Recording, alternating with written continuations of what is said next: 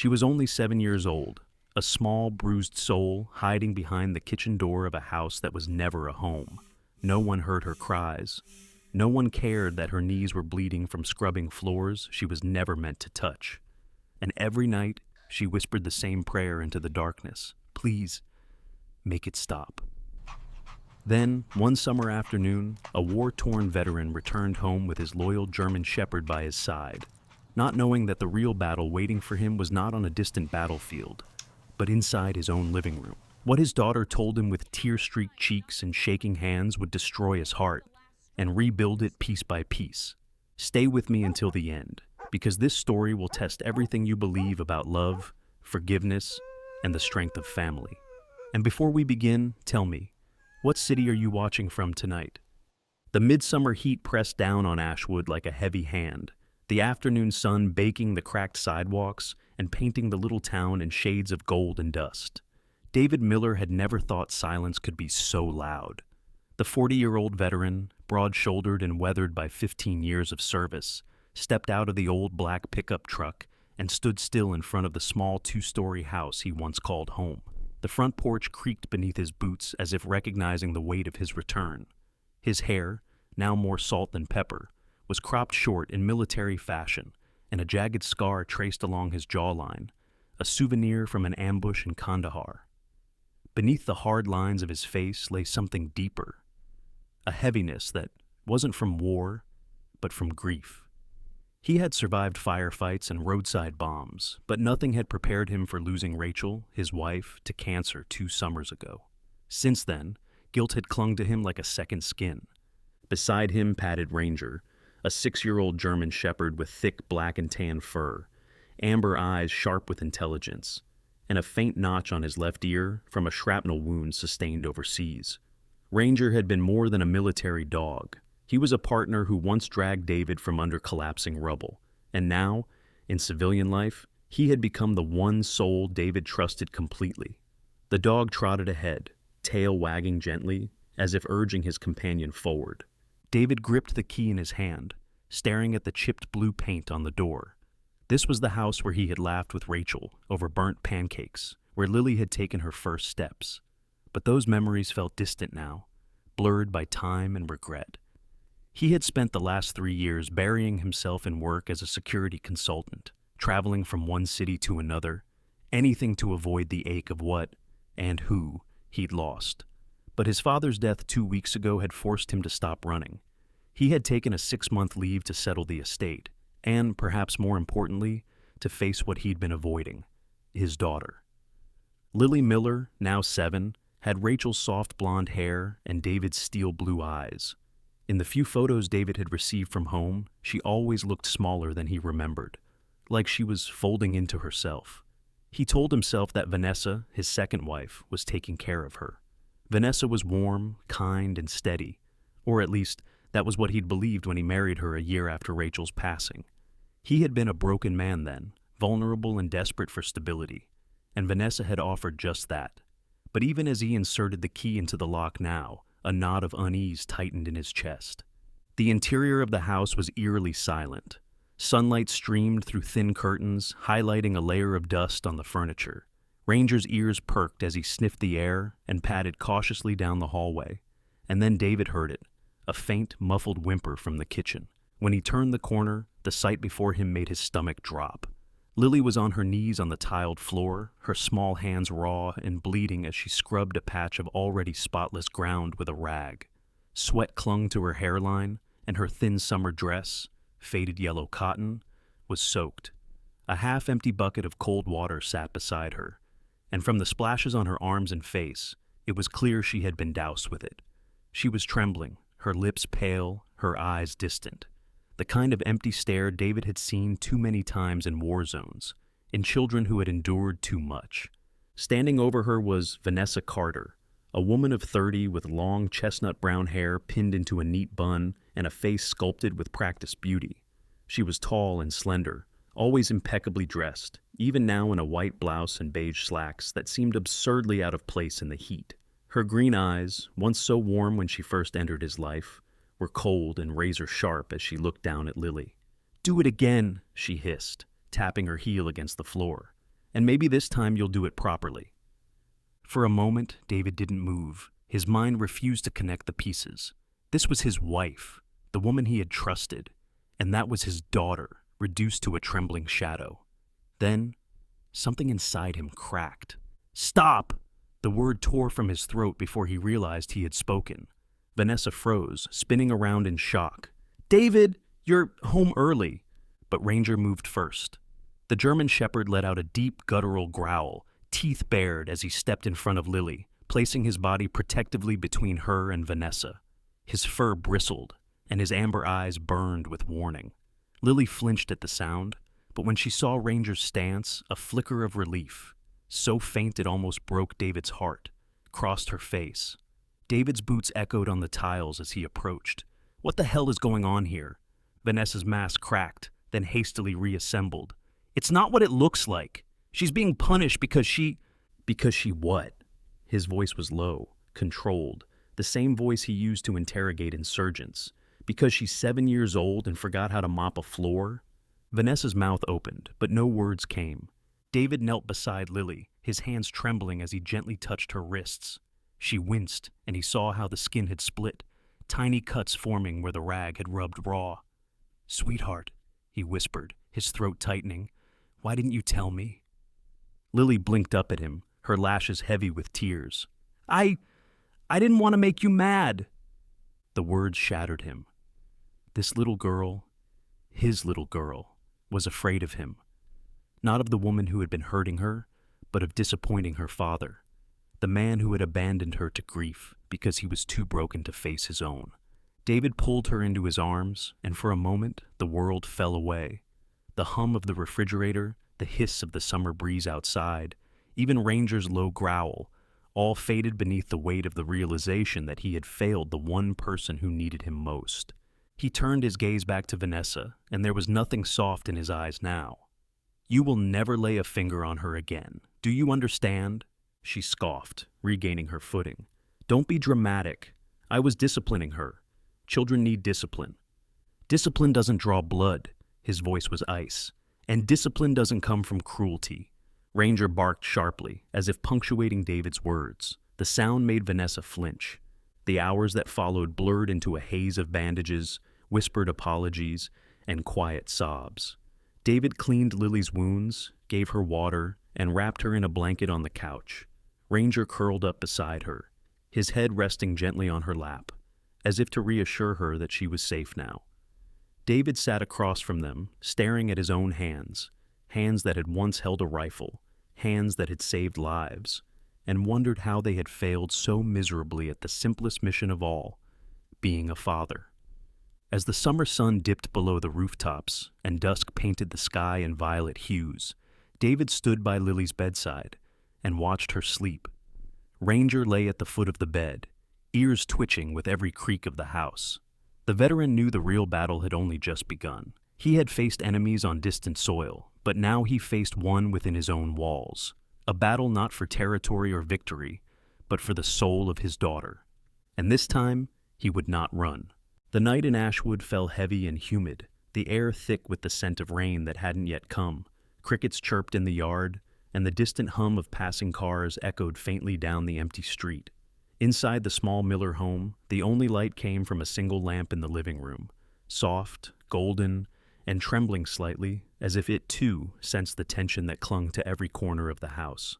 David sat at the edge of the couch, his elbows on his knees, his hands clasped together so tightly his knuckles had gone white. Across from him, wrapped in a blanket far too big for her tiny frame, was Lily. Her blonde hair, once shiny and bouncy, hung limp and tangled over her shoulders. She held Ranger's thick black and tan fur in her small fists, pressing her face into his neck as if the dog were the only safe place left in the world. Ranger, ever alert, rested his head gently on her lap, amber eyes flicking between her and the doorway. "Tell me," David said softly, though his voice was taut, trembling beneath the weight of emotions he hadn't felt in years. "Tell me everything." For a long moment, Lily didn't speak. The silence stretched so thin that David felt his own breath grow shallow. Finally, in a voice barely above a whisper, she began to unravel the truth. She She hits me when you're not here, Lily murmured, her eyes fixed on the floor. Sometimes with her hand, sometimes with a belt. She says I need to learn respect. Her small fingers tightened around Ranger's fur. If I cry, she locks me in the closet. It's so dark, Daddy. I can't breathe in there. David felt the room tilt. Rage burned in his chest, raw and unfamiliar. How long? He asked, though part of him didn't want to know the answer. Since last year, Lily said, tears beginning to spill. After Mommy died, she said it was my fault, that Mommy got sick because I was too loud, too bad. She broke the snow globe Mommy gave me. She said I didn't deserve to keep it. It was too much, too cruel. David pressed a hand over his mouth, trying to keep his composure. He had known grief could break people. He had seen it on battlefields, seen men crumble when they lost everything. But to think that he had brought a monster into their home while his daughter suffered in silence, the guilt threatened to crush him. Ranger let out a low, rumbling growl, sensing his partner's anguish. He nudged Lily's hands gently with his nose, grounding both of them. David shifted closer, brushing Lily's hair from her face. Listen to me, he said, voice breaking. None of this is your fault. Not Mommy's sickness, not what Vanessa did. Do you hear me? Lily nodded weakly. And it ends now, David added. I promise you, no one will ever hurt you again. Outside, thunder rolled distantly. A storm was building, both in the skies above and within David's chest. Later that night, after Lily had fallen asleep in her bed for the first time in months without fear, David wandered into his late father's study. It was a room he had avoided since coming back, its oak shelves lined with leather-bound books and photographs from another lifetime. His father, Richard Miller, had been a titan of real estate, a stern, demanding man whose empire stretched across the state. They had fought often, especially after David chose the military over the family business. Yet, despite the distance, his father's death had shaken him deeply. As he sifted through a drawer of old documents, David found an envelope addressed in his father's familiar, precise handwriting. It was sealed, but brittle from age. He hesitated before breaking it open. Inside was a single sheet of paper. The handwriting was firm, but softer than he remembered. Son, if you are reading this, I am gone. I know we never saw eye to eye, and perhaps I was too hard on you. But if I taught you anything, I hope it was this. Wealth is nothing without people to share it with. Protect what truly matters, your family. Because one day, all the property, all the money, all the power in the world will mean nothing if you lose the ones who love you. David read the words 3 times. Each sentence seemed to carve itself into his bones. His father, the man he had spent years resenting, had left him the simplest truth of all. He folded the letter carefully and slipped it into his pocket. I won't fail her, he whispered into the empty room. When he returned to the living room, Ranger was sitting by the window, ears pricked and muscles tense. David followed his gaze and saw Vanessa standing at the edge of the yard, a phone pressed to her ear, her posture rigid. Even from inside, he could see the agitation in her gestures, the way she paced, the way she glanced back at the house with narrowed eyes. She's planning something, David muttered. Ranger gave a sharp bark in agreement, as if to say he had already reached the same conclusion. The next morning brought more unease. Over breakfast, toast and scrambled eggs David made himself, Vanessa appeared in the kitchen with an icy smile. She looked immaculate as always, tall and slender, hair swept into a flawless bun, a silk blouse tucked neatly into beige trousers. Yet, beneath the surface, something had shifted. Her green eyes were colder, calculating. You're overreacting, she said casually, as if the previous night had never happened. Children exaggerate. Lily's always been dramatic. David slammed his fork down. I saw her hands, Vanessa. I heard what you did. That wasn't discipline. That was abuse. Abuse? Vanessa laughed, a sharp, humorless sound. And what would you know about raising a child? You were too busy playing soldier while I was here taking care of your mess. Ranger growled, low and dangerous. From now on, David said evenly, you stay away from her. If you so much as raise your voice at her again, I will make sure you never set foot in this house. Vanessa's smile faded, replaced by a sneer. You think you can take her away from me? We're married, David. I have rights. We'll see about that, he said. The rest of the day passed in tense silence. Lily clung to Ranger wherever she went, and the dog never left her side. At night, when a sudden thunderstorm swept through Ashwood, Lily woke crying from a nightmare. Ranger jumped onto her bed immediately, curling his body around hers like a shield. David stood at the door, watching them with a mixture of heartbreak and gratitude. In that moment, he realized something vital. Ranger wasn't just guarding Lily. He was guarding the broken parts of David too, the parts that still doubted whether he could be the father she needed. Later that night, David sat once more at his desk, the rain pattering against the window. He unfolded his father's letter again and stared at the final line. Protect what truly matters. The storm outside raged on, but inside, a plan was forming. He knew now that this wasn't just about confronting Vanessa. This was about reclaiming his family, about showing Lily that home could be a place of safety again, and no matter what it took, he would not fail. The days that followed settled into a fragile routine. David woke before dawn, making breakfast and walking Ranger around the block while Lily still slept. The summer air was warm and heavy, cicadas singing their restless chorus from the trees. But beneath that calm exterior, a storm brewed, one David could feel in his bones. Vanessa had grown distant and cold, her smile stretched too thin, her words measured too carefully. She moved through the house like a ghost, watching David and Lily with eyes that calculated rather than cared.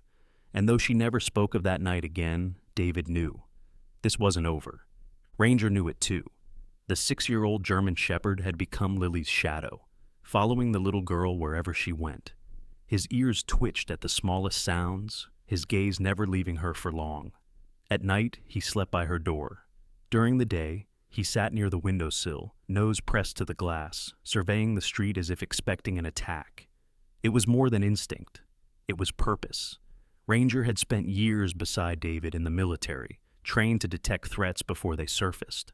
Now, that same instinct guided him here, turning him from soldier to guardian. Vanessa watched the dog with thinly veiled irritation. She knew Ranger's loyalty made her plans harder to execute, and worse, he seemed to sense what she was plotting. Every time she approached Lily, Ranger's low growl echoed through the room, a warning and a promise. One evening, when David was upstairs sorting through his late father's papers, Vanessa slipped into the backyard with her phone. The fading sun cast long shadows over the grass as she paced back and forth, her heart hammering. Finally, the line connected. "Charles," she hissed, "it's time." On the other end was Charles Carter, her younger brother, though younger was hardly the right word. At 36, he was a man hardened by greed and softened by luxury. Tall and broad-shouldered, with slick dark hair combed back and a neatly trimmed goatee, Charles dressed like someone constantly auditioning for a boardroom. Tailored suits, Italian shoes, a gold watch gleaming on his wrist. But beneath the polished surface was rot. A man who had bankrupted 2 companies, manipulated investors, and walked away without consequence. He saw the world not as people and families, but as assets and opportunities. And his sister's marriage to a grieving veteran was the biggest opportunity of all. "About time," Charles said, his voice smooth and dripping with condescension. "I was beginning to think you'd gone soft." "Don't start," Vanessa snapped. "I've had to play the doting wife for 2 years while raising that brat. But things are changing. David's getting suspicious, and that damn dog is everywhere. If we're going to do this, it has to be soon." Charles chuckled. "Then we follow the plan. I'll show up tomorrow, all charm and sympathy. We'll connect as family. Once he trusts me, I'll start planting seeds. Maybe I'll offer to help manage his inheritance. Maybe I'll introduce him to some business contacts. Meanwhile, you start spreading the story. PTSD, unstable behavior, maybe even some fabricated outbursts. By the time we're done, the court will hand Lily over to you before he even knows what happened." Vanessa hesitated. "And the assets?" Charles's voice dropped to a purr. "Once he's declared unfit, you'll get everything. And we'll make sure it's handled properly." The next afternoon, Charles arrived at the Miller house. He pulled up in a silver Mercedes, stepping out with a practiced smile and a bottle of expensive bourbon. David was in the front yard, trimming the overgrown hedges, when he saw the man approach. "David, isn't it?" Charles extended his hand, his grin polished and rehearsed. "I'm Charles, Vanessa's brother. I just wanted to offer my condolences about your father. I know how hard that must be." David eyed him cautiously before shaking his hand. I appreciate it. Vanessa didn't mention you were visiting. She didn't know I was coming, Charles lied smoothly. I was in town for a meeting and thought I'd stop by. You know, family and all that. Charles's tone was easy, his gestures friendly. He complimented the house, asked about David's military service, even played fetch with Ranger for a few minutes. Though the German shepherd never stopped watching him with suspicion, tail low, eyes narrowed. Inside, Lily stayed close to the window, peering through the curtain. Who's that? She asked softly. Just Vanessa's brother, David said, though something in his gut twisted. Don't worry, Ranger's keeping an eye on him. The dog's instincts proved right. Every time Charles stepped too close to Lily, Ranger inserted himself between them, his muscular frame blocking the path, his eyes never leaving Charles's face.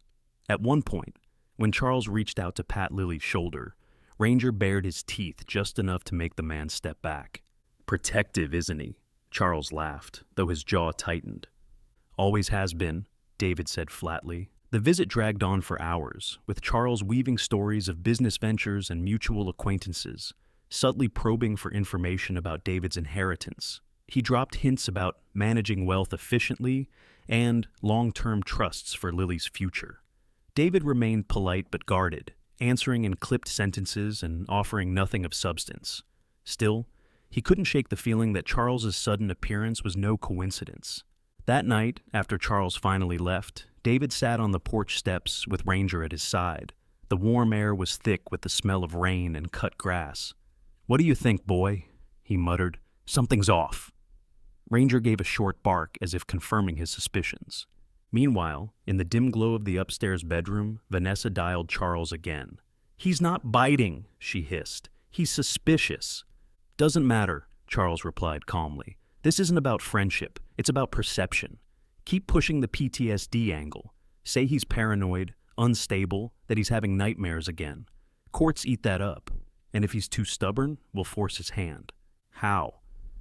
"Don't worry," Charles said, his smile audible through the phone. "I've handled worse." Days later, rumors began to swirl. A neighbor mentioned seeing David yelling at no one in the yard, a story that wasn't true but had somehow spread. A delivery driver claimed he saw David slam a door hard enough to break a window, another lie. And when a social worker stopped by unexpectedly after an anonymous call, David knew the trap was tightening. But he wasn't alone this time. Ranger sensed every shift in the air, growling when unfamiliar cars slowed near the house, barking at footsteps too close to the fence. And Lily, slowly but surely, was beginning to trust her father again, holding his hand on their walks, falling asleep with her head on his shoulder. It was in one of those quiet moments, as Ranger lay snoring at their feet, that David made a vow. He had faced enemies who hid behind mountains and gunfire, but this was different. This enemy wore suits and smiles, wielded lies instead of weapons. And yet, for his daughter's sake, he would fight just as fiercely, because the battle for Lily's safety, for their family's future, had already begun. The summer sun glared down on Ashwood that afternoon, baking the wooden porch and casting long, sharp shadows across the Miller yard. David stood by the living room window, his jaw tight as he watched a sleek black Mercedes glide into the driveway. The polished machine reflected the sunlight like a blade, and stepping out of it was Charles Carter, every inch the picture of composure. His navy suit looked freshly tailored, his silver watch caught the light, and the confident smirk on his clean-shaven face suggested he believed the game was already his. Under one arm, he carried a bottle of vintage whiskey and a bouquet of flowers, gestures meant to disarm, but David knew better. "Uncle Charles is here," Vanessa announced with forced cheer as she walked into the room. Today she had taken particular care with her appearance. A cream silk blouse, pearl earrings, hair pinned in a neat chignon. Her green eyes sparkled with a rehearsed warmth. But David could see the tension at the corner of her jaw, the way her fingers tapped nervously against her thigh. She was an actress playing a role, and this visit was her stage. Charles entered the house as if he owned it, spreading his arms. "David, my friend, I thought I'd stop by and offer a little peace offering, a proper welcome home gift." His voice was smooth as polished marble. David forced a polite smile. "Appreciate it, Charles. Make yourself comfortable." Lily appeared in the hallway then, her small frame frozen as she spotted him. She clutched Ranger's thick fur with trembling hands. The German shepherd, now a constant presence by her side, immediately stiffened, his ears pinned back, lips curling slightly, as a low growl rumbled from deep in his chest. Charles' eyes flicked toward the dog, and then back to David with a hint of annoyance. "Still as protective as ever, I see," he remarked with a tight smile. "He's got good instincts," David replied evenly. They moved into the living room where Charles placed the whiskey on the table and began speaking with casual ease. "I've been thinking, David," he began, crossing one leg over the other. "Managing an estate of this size while raising a child alone, that's a heavy burden. You've sacrificed so much already. Let me help. I can oversee your assets, make sure the business side of things runs smoothly while you focus on Lily." David leaned back in his chair, pretending to consider it. "That's generous of you." "Family helps family," Charles said with a practiced sincerity. "And Vanessa and I, we care about Lily too. We just want what's best for her." Lily, standing in the doorway, tightened her grip on Ranger's fur. The German shepherd didn't stop growling, his golden eyes locked on Charles. It wasn't an angry growl, it was a warning, and David didn't ignore it. 2 days before Charles's visit, David had reached out to 2 trusted allies. The first was Gabriel Hayes, a 48-year-old attorney with steel-gray hair and sharp, analytical eyes. Gabriel had once served as a JAG officer in the military and now specialized in family law. Known for his calm demeanor and relentless logic, he was a man who could dismantle a legal argument with a single sentence. The second was Henry Dalton, a 55-year-old private investigator with a rugged face carved by decades of experience. Dalton, a former homicide detective, had a talent for uncovering the truths people wanted buried. His voice was gravelly, his humor dry, and his patience endless. But once he started digging, nothing remained hidden.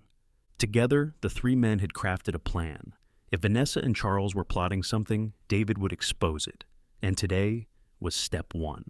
As Charles sipped his whiskey and spun tales about financial stability and future security, David excused himself for a moment. Heading upstairs under the guise of answering a phone call, Ranger followed and, once out of sight, David retrieved a small recording device from his pocket, a piece of tech Dalton had supplied. It was no bigger than a coin, easily concealed. He carefully tucked it behind a decorative vase on a shelf near the sitting area, a place where conversations naturally unfolded.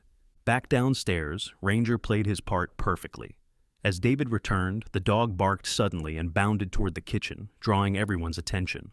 "What's wrong with him?" Vanessa frowned, following the dog. Charles, curious, stood as well. That gave David the few seconds he needed to slip another recorder under the coffee table before they returned. The trap was set. The conversation that followed was textbook manipulation.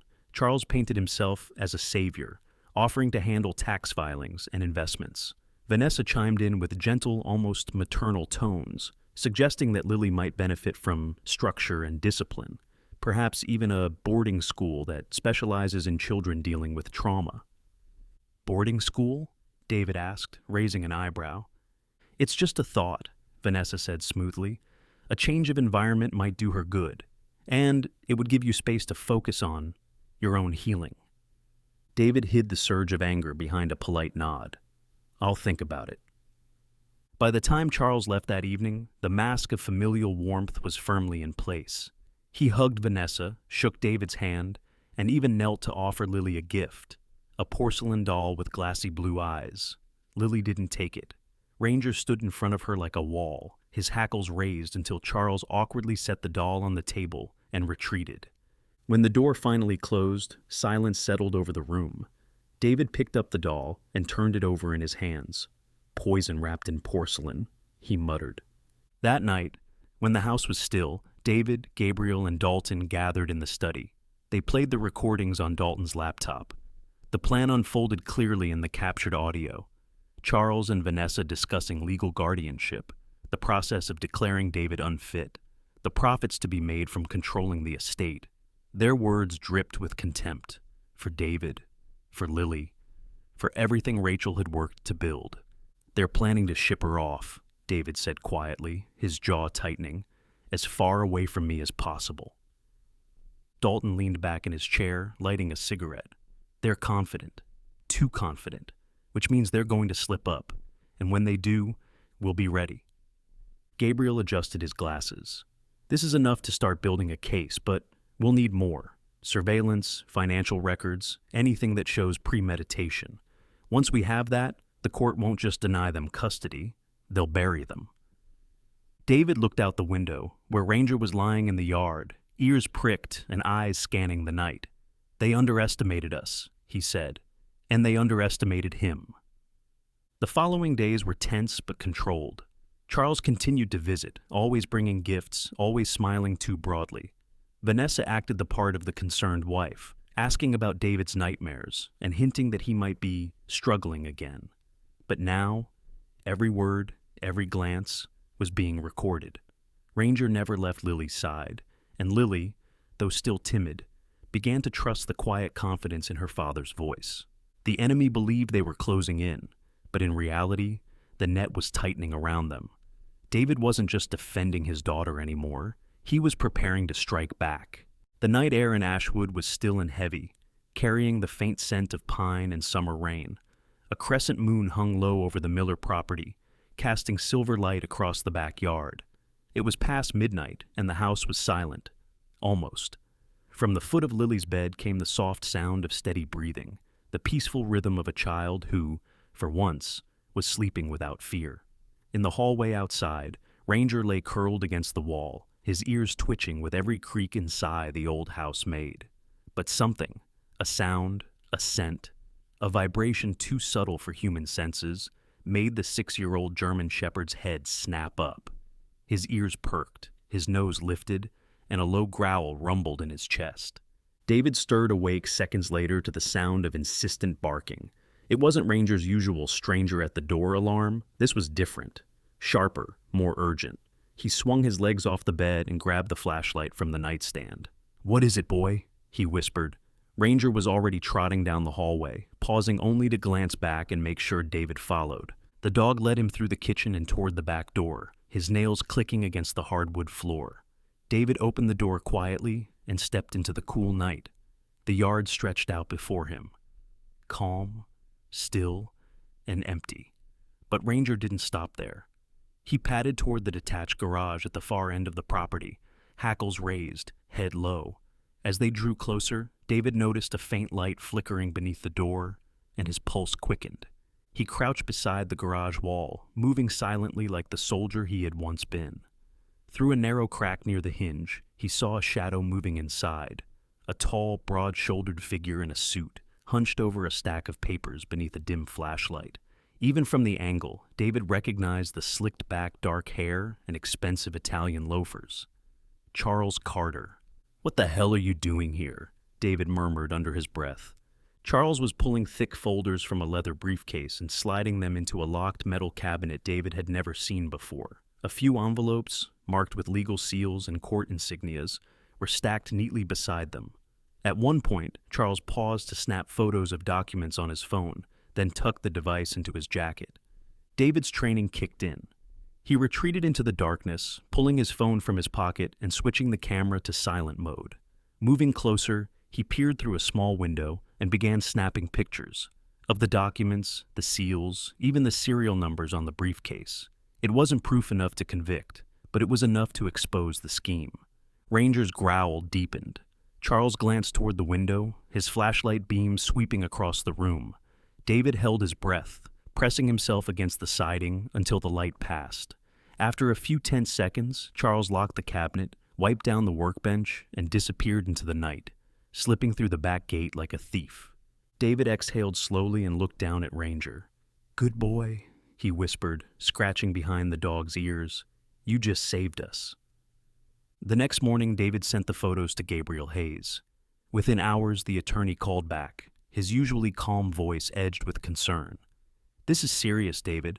Those documents look like fabricated court filings, guardianship petitions, competency evaluations, even a motion for emergency custody. If we can prove they're fake, we can shut this whole thing down before it ever reaches a judge." "Then we keep digging," David said. "We're not letting them blindside us." But Charles and Vanessa were not finished. 2 days later, they arrived unannounced, dressed impeccably and carrying a polished leather folder. Vanessa's expression was cold and businesslike, her green eyes gleaming with false confidence. Charles wore the same smug smile he always did, his gold watch glinting as he placed the folder on the dining table. "We wanted to have a civil conversation," Charles began smoothly, as if he hadn't been caught trespassing 2 nights earlier. "This is for everyone's benefit." David opened the folder and felt a knot form in his stomach. Inside were neatly bound documents, a psychological assessment labeling him as unstable due to chronic PTSD, affidavits from medical professionals declaring him unfit to parent, and a legal notice threatening a custody suit if he refused to sign over partial guardianship of Lily. At the back was a transfer agreement that would grant Vanessa full financial control of his father's estate. "This is a joke," David said flatly. "It's not," Vanessa replied coolly. "It's reality. If you sign these papers, you keep visitation rights. Lily gets proper care, and we avoid a messy legal battle. But if you refuse—" Charles leaned forward, his voice dropping to a patronizing whisper. "If you refuse, we'll take this to court. And trust me, David, a judge will believe a decorated veteran struggling with PTSD is dangerous to a child. They always do." Ranger, sensing the rising tension, moved between Lily and Vanessa, his muscular body rigid, eyes locked on Charles like he was prey. Every time Vanessa shifted closer to Lily, the dog's growl deepened. Lily clung to his fur, her wide blue eyes darting nervously from one adult to another. David rose slowly from his chair, his voice cold and steady. "Get out." "David," Vanessa began. "Now," Charles smirked. "Think carefully before you slam this door. You don't want to make things harder than they need to be." But David was already walking to the door. "I've faced men with guns and bombs and death in their eyes. You think 2 cowards with a stack of lies scare me? Get out of my house." The siblings exchanged a glance, irritation flashing briefly across Vanessa's composed mask, but they gathered their papers and left without another word. The moment the door shut, David's legs nearly gave out. He sank onto the couch, head in his hands. "They're going to come after her, Ranger," he whispered. "They won't stop." The German Shepherd rested his head on David's knee, a low, reassuring rumble in his chest. It wasn't much, but it was enough to keep David grounded. Later that night, David met with Gabriel and Henry Dalton again. They reviewed the photos, analyzed the fake documents, and mapped out the next steps. "We'll subpoena the metadata on those filings," Gabriel said, flipping through the images. "If we can prove they were created on Charles's device, their case collapses before it starts," Dalton grunted. "And I'll dig deeper into their finances. People this greedy always leave a trail." As the men spoke, Ranger paced by the door, ears pricked and muscles taut. He had become more than just a guardian. He was now the family's first line of defense, their warning system, their silent protector. Every creak in the night, every rustle in the yard, Ranger noticed. And David, for the first time in a long time, felt that he wasn't fighting this battle alone. The fight for Lily's future was far from over. But thanks to Ranger's instincts, they had seen the enemy's hand before it struck. And now, they were ready to strike back. The storm that had been brewing for weeks finally broke on a warm August evening. The Miller house was unusually quiet, cloaked in the soft orange glow of the setting sun. David stood by the living room window, his broad shoulders rigid, hands resting on the back of an old armchair.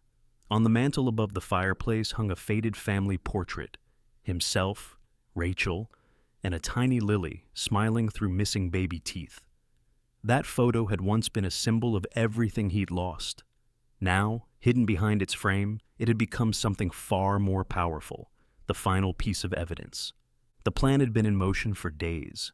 Gabriel Hayes had prepared the legal groundwork, while Henry Dalton, now operating more like a field commander than a private investigator, had coordinated with local law enforcement. Tonight, everything would converge. Tonight, they would finish this. Ranger paced near the front door, his thick black and tan fur bristling with tension, amber eyes darting toward David as if to ask, "Are we ready?" He had sensed the shifting atmosphere long before anyone else.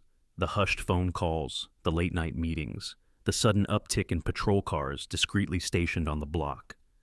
The dog's instincts were as sharp as ever, and tonight, they told him something big was coming. At precisely 7:15 p.m., a black Mercedes purred up the driveway. Charles Carter stepped out first, dressed immaculately as always in a charcoal gray suit and gold cufflinks that gleamed in the fading light. He straightened his tie in the car window, his smile smug and self-satisfied. Beside him, Vanessa emerged in a fitted navy dress and diamond earrings, an image of calculated poise. The confidence in their stride made David's stomach churn. They believed they had already won. "David?" Charles greeted smoothly as he entered the house, voice dripping with false warmth. "I'm glad we could talk one last time before things get messy." "Messy," David repeated evenly. "That's one word for it." Vanessa set her purse down on the coffee table, her green eyes gleaming with triumph. "We've given you every opportunity to make this easy. But since you insist on being difficult, our attorney will be filing for emergency custody tomorrow morning. With the psychological evaluations, the financial evidence, and witness statements we've collected, the court will side with us. Lily will finally get the stable environment she needs." Behind her mask of calm, David noticed the faint tremor in her hands. Rage, not worry, simmered beneath her skin. The rage of someone who believed they deserved everything they wanted. "And what about me?" David asked quietly. Charles chuckled, spreading his hands. "You'll have visitation, of course. Weekends, maybe holidays, and once the estate transitions into a trust managed by Vanessa, you won't have to worry about the stress of finances anymore." Ranger's low growl cut through the room like a blade. Lily, sitting silently on the couch with her knees tucked beneath her chin, pressed her face into the dog's fur. The German shepherd stood firm between her and the pair, his amber eyes locked on Charles like he was waiting for a command. David inhaled slowly, the tension in his chest coiling into resolve. "You know," he said, stepping toward the fireplace, "it's funny. You talk so much about evidence, about witnesses, about the court. But the thing about evidence is, it doesn't always go the way you plan." Charles frowned, the first crack of uncertainty breaking through his polished exterior. "What are you talking about?" David reached up and carefully removed the family portrait from the wall. Behind it, taped to the plaster, was a small black recording device. He held it up between his fingers, the red light blinking steadily. "Every word you've said in this house for the past 3 weeks," he said, his voice steady as stone. "Every plan, every threat, every lie, all recorded, and all already in the hands of the police and the district attorney." The color drained from Vanessa's face. Charles took a step forward, anger flashing in his dark eyes. "You can't—" But before he could finish, Ranger barked, a sharp, commanding sound that shattered the silence. It was the signal. Within seconds, the front door burst open, and a wave of law enforcement swept into the room. At the head of the team was Detective Samuel Brooks, a tall, broad-shouldered man in his early 50s with weathered skin, steel-gray hair, and a calm but unyielding presence. Samuel had spent nearly 3 decades with the Ashwood Police Department, known for his relentless pursuit of justice and his ability to stay composed even in the most volatile situations. His dark suit was plain, his badge clipped neatly to his belt, and his piercing blue eyes carried the weight of a man who had seen far too much cruelty to ever underestimate it again. "Charles Carter, Vanessa Carter," Samuel announced firmly, his voice echoing through the house. "You're under arrest for child abuse, fraud, falsifying legal documents, conspiracy to commit custodial interference, and attempted financial exploitation." Vanessa stumbled backward, her breath coming in sharp gasps.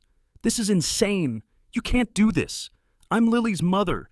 "You're not her mother," David interrupted, his voice low but unshakable.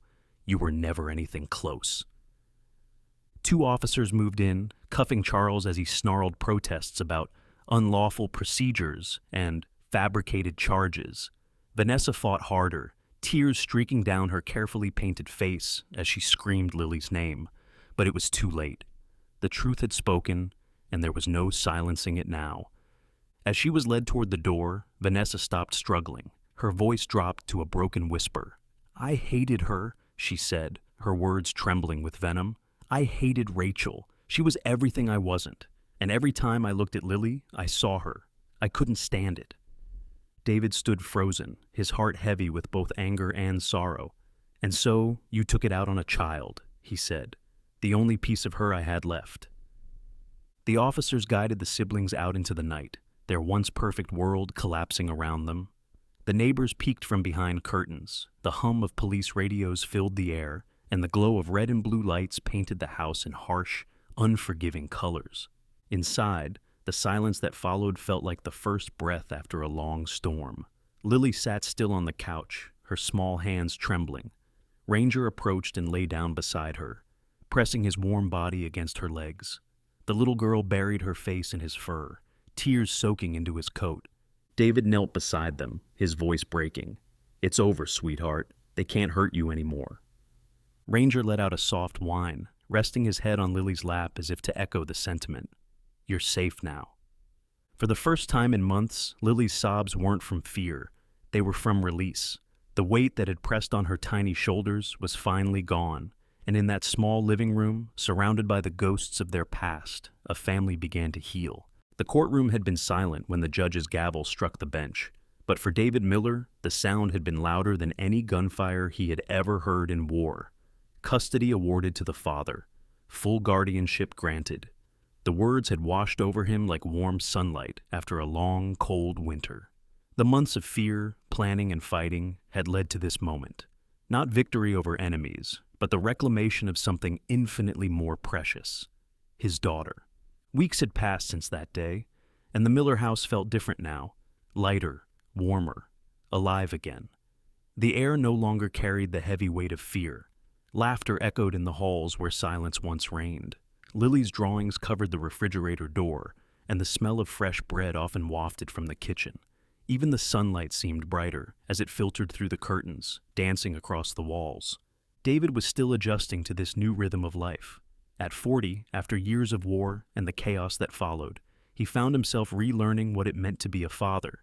His mornings began with pancakes, burned at first, but getting better, and ended with bedtime stories about faraway lands and brave soldiers.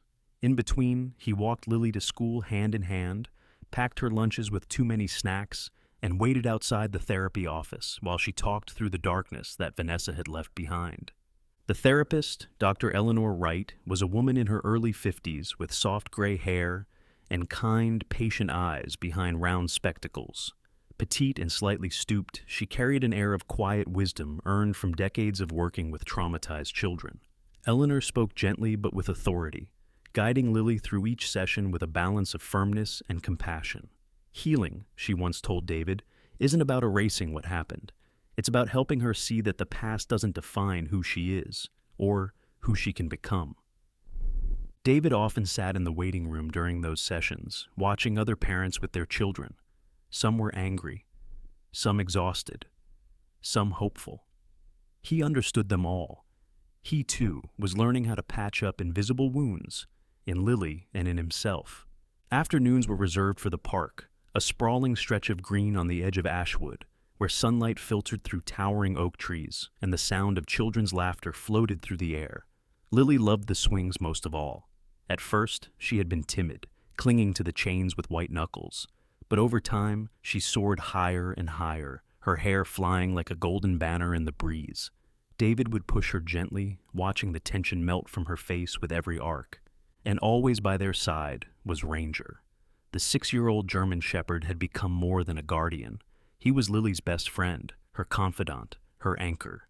In the park, he chased her around the playground with playful barks, his tail wagging furiously. At home, he lay at the foot of her bed every night, his amber eyes soft and protective. Lily often whispered secrets into his fur, things she was too shy to tell even David, and Ranger listened with the patience of an old soldier. Sometimes, on warm summer nights, they would all lie on a blanket in the backyard, staring up at the stars.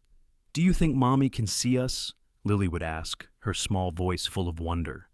David would swallow the lump in his throat and nod. "I think she never stops watching over us." He told her stories then, not just of Rachel, but of the war. Of nights spent under foreign skies with Ranger by his side. Of fear and courage, of loss and brotherhood. He told them not as tales of violence, but as lessons about resilience, kindness, and hope. And Lily listened, her blue eyes wide and curious, absorbing every word. The process wasn't without its struggles. Some mornings, Lily still woke crying from nightmares. Some days, she retreated into silence, the memories too heavy to speak aloud. But David learned to be patient, to sit with her in the dark without trying to chase it away. He had once believed strength meant charging into battle. Now, he understood that sometimes strength was simply staying. There were moments, too, when his own demons resurfaced. The PTSD he had fought for years didn't vanish with the court ruling. The sudden noise of a car backfiring still made his heart race. The sight of blood in a movie still dragged him back to places he'd rather forget. But he was learning to cope, for Lily's sake, and his own. He attended regular therapy sessions with Dr. Marcus Hale, a veteran-turned-psychologist in his mid-40s, with close-cropped brown hair and a calm, steady voice. Marcus, once a combat medic, understood the battlefield that existed inside the mind. "You fought wars for your country," he told David, "but this war for peace, is the most important one you'll ever fight." Slowly, the pieces of their lives began to knit back together. Lily started drawing again, bright, colorful pictures of dogs and stars and a family of 3. She joined a children's choir and even made a friend, a cheerful girl named Sophie Lang, who loved climbing trees and had a gap-toothed smile that could light up a room. Watching Lily laugh with Sophie at the park was like watching the clouds part after a storm. David, too, rediscovered simple joys. He learned to cook Lily's favorite spaghetti without burning the sauce. He helped her build pillow forts in the living room, and on weekends, they would drive out to the lake, where he taught her how to fish, something his own father had taught him decades ago. The bond between father and daughter deepened with each passing day. What had once been fragile, a connection frayed by grief and fear, grew strong again, built on trust, love, and time. One night, as the summer drew to a close, David tucked Lily into bed and turned to leave. "Daddy," she whispered. "Yes, sweetheart? Do you promise you'll never leave me again?" David felt his chest tighten. He walked back to the bed, brushed a stray lock of hair from her forehead, and kissed it softly. "I promise. Not ever." Ranger lifted his head at the sound of David's voice, then lay it gently back on Lily's feet. The little girl smiled and drifted off to sleep, safe beneath the watchful eyes of the 2 beings who loved her most. That night, David stood by the window, looking out at the quiet town bathed in moonlight. For the first time in years, the silence didn't feel empty. It felt like peace. The late summer sun bathed the Miller home in a golden glow, pouring through the windows in soft, dappled streams.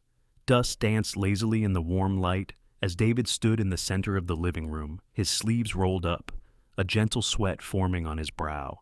The house, once a place of fear and silence, was now filled with the sounds of life. The quiet hum of a vacuum cleaner, the clatter of dishes being put away, and the occasional bark from Ranger as he padded from room to room with a toy in his mouth. "Daddy, look!" Lily's voice rang from the hallway, bright and musical. The 7-year-old burst into the room, her golden hair tied in a messy ponytail.